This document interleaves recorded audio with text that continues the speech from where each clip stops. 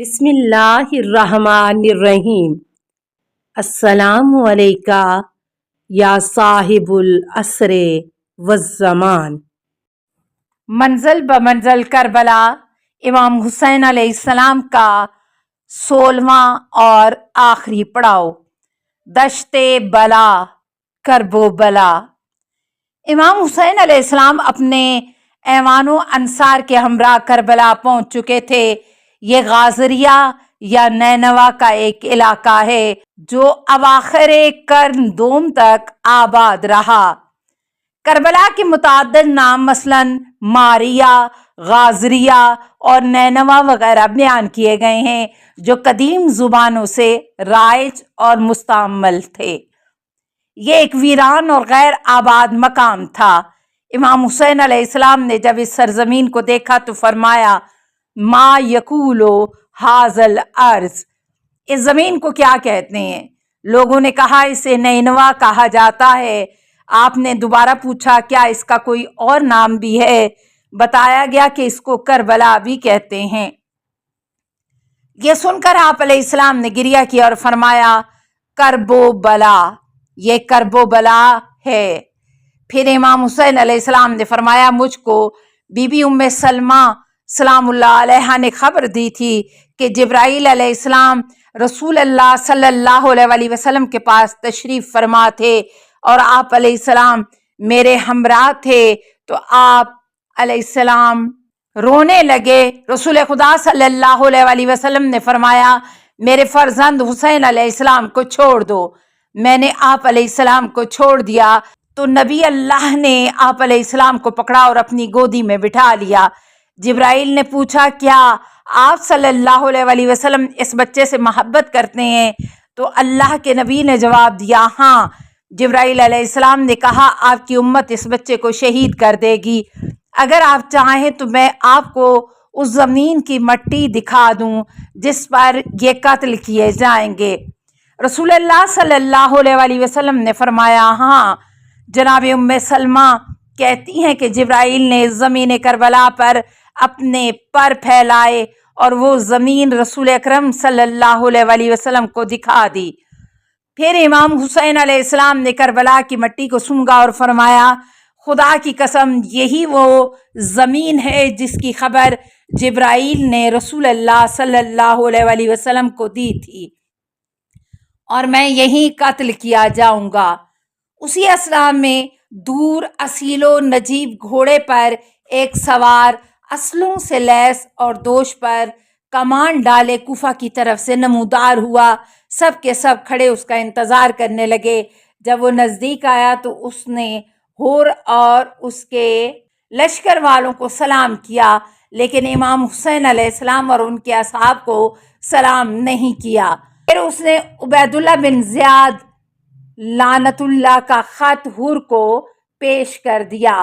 اس خط میں یہ عبارت موجود تھی ہور بن یزید تمیمی کے نام، اما بعد جیسے ہی نامہ بر تمہارے پاس میرا یہ خط لے کر پہنچے، حسین بن علی کو ایک بے آب و گیا صحرا میں روک لو، اور میں نے اپنے قاصد کو حکم دیا ہے کہ وہ تم سے جدا نہ ہو اور تمہارے ساتھ رہے یہاں تک کہ واپس لوٹ کر مجھے خبر دے کہ تم نے میرے حکم کو نافذ کر دیا ہے۔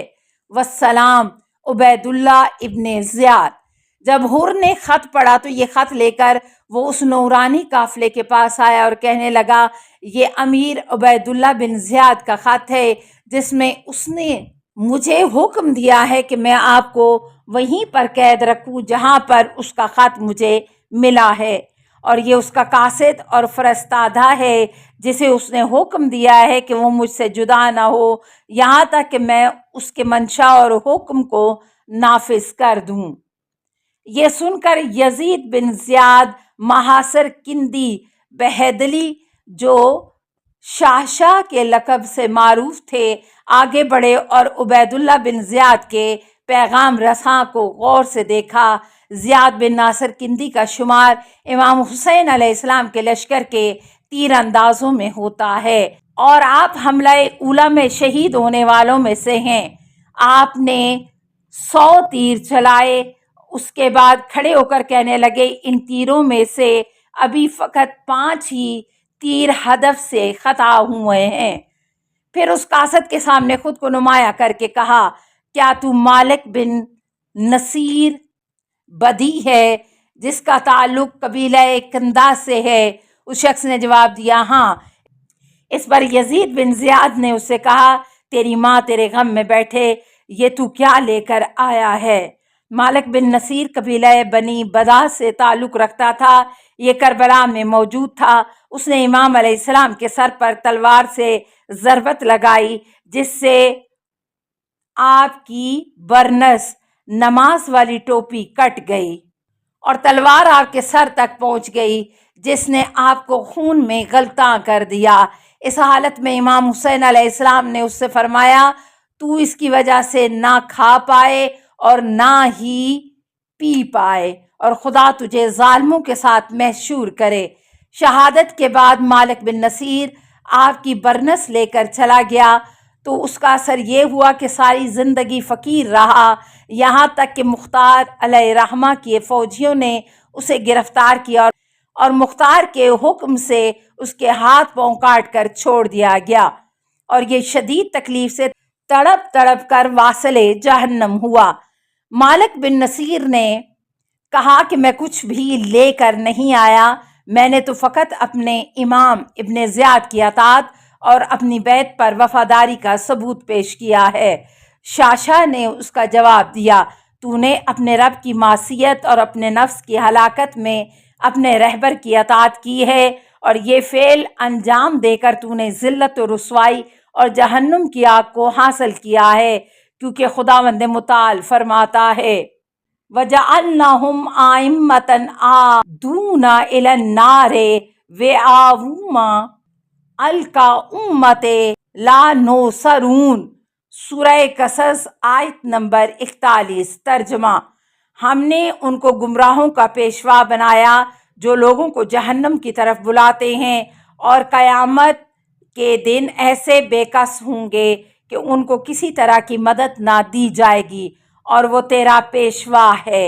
اس کے بعد حر بن یزید رہائی حسینی قافلے کو ایسی ہی جگہ پر اتارنے کی کوشش کرنے لگا جہاں نہ پانی تھا اور نہ ہی کوئی قریہ و دیہات، لہٰذا ان لوگوں نے فرمایا کہ ہمیں چھوڑ دو تاکہ ہم اس قریہ میں چلے جائیں جسے نینوا کہتے ہیں، یا اس دیہات میں چلے جائیں جسے غازریہ کہتے ہیں، یا ایک دوسرے قریہ میں جانے دو جسے شفیہ کہتے ہیں۔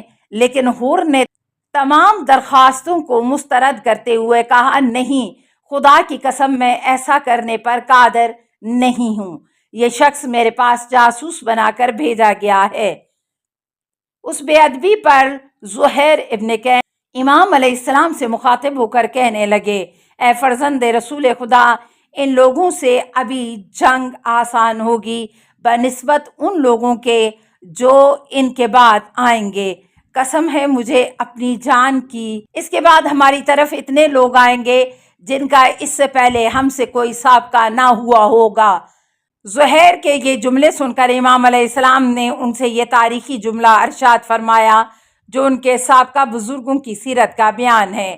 آپ نے فرمایا ما کنت لأبدنہم بالقتال، میں ان سے جنگ کی ابتدا کرنا نہیں چاہتا۔ اس پر زہیر ابن کین نے کہا تو پھر اس کی اجازت فرمائیے کہ ہم دور اس قریہ کی طرف چلیں اور وہاں پہنچ کر پڑاؤ ڈالیں، کیونکہ وہ قریہ سرسبز و شاداب ہے اور دریائے فرات کے کنارے ہے۔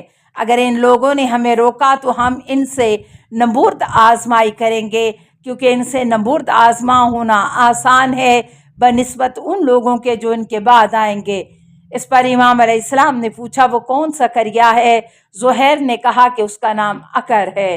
امام علیہ السلام نے ان سے فرمایا اللہم انی اعوذ بکا من العقر، خدایا میں عقر سے تیری پناہ مانگتا ہوں۔ پھر آپ نے وہیں اپنے قافلے کو اتارا اور نہر القمہ کے پاس قیام لگانے کا حکم دیا۔ یہ جمعرات 2 محرم 61 ہجری کا دن تھا۔ کتابیات: صحیفہ کربلا، حدیث کربلا، مجالس المنتظرین، لہوف، مقتل عقبہ بن سمان، واکیپیڈیا شیعہ، واکیپیڈیا فری انسائکلوپیڈیا۔ السلام علیکہ یا صاحب العصر والزمان، الامان الامان الامان من فتن الزمان۔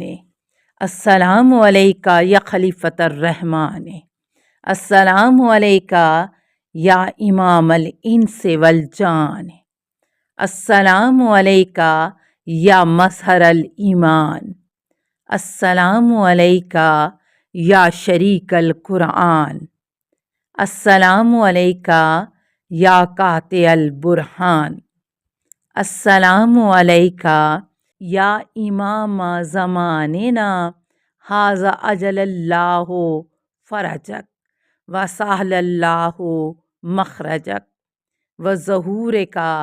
السلام علیکہ ورحمۃ اللہ۔ اللہم صلی علی محمد و آل محمد۔